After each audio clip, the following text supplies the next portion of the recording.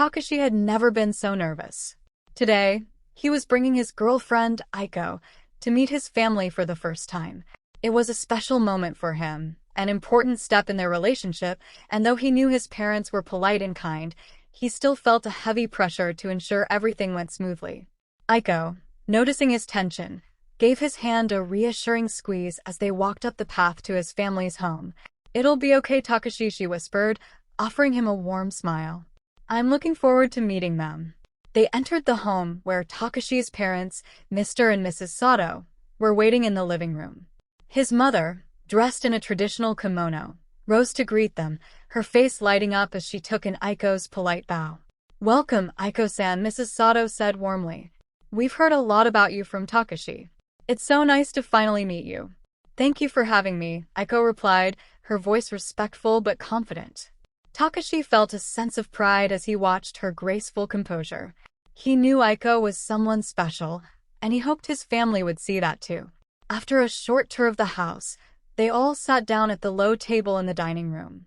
Takashi's father, a stern man of few words, joined them, and soon they were served a spread of traditional dishes, carefully prepared by Mrs. Sato.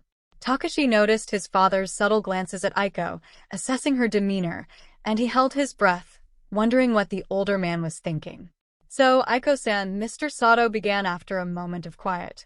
His voice was calm but carried a hint of formality. "Tell us a little about yourself." "Takashi tells us you're from Kyoto." Aiko nodded politely. "Yes, sir. I grew up in Kyoto, but I moved to Tokyo a few years ago for work. I'm currently working in public relations." "And what made you interested in public relations?" Mrs. Sato added, her voice curious but gentle. Aiko thought for a moment, then smiled. "I've always enjoyed connecting with people and helping them communicate effectively. It's challenging at times, but I find it rewarding to bridge understanding between different groups." Mr. Sato nodded, acknowledging her response, but his face remained unreadable. He glanced briefly at Takashi, who swallowed nervously, before continuing.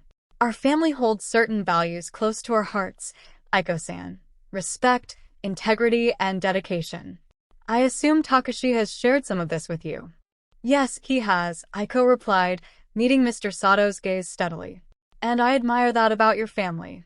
Takashi often speaks about the importance of tradition and respect, which I think are values that enrich relationships." Mrs. Sato looked pleased with Aiko's answer, and Takashi relaxed slightly, grateful for her composed presence. But his father was not finished.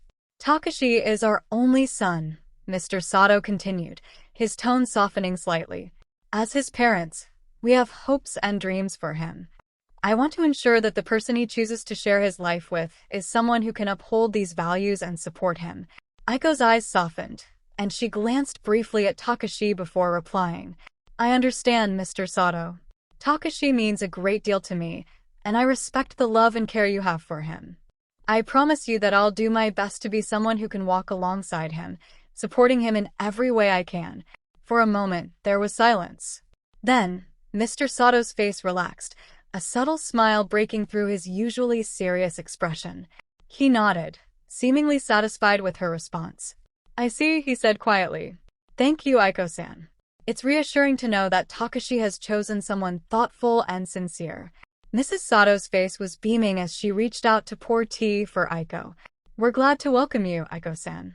Family is important to us, and from what I can see, you'll be a wonderful addition."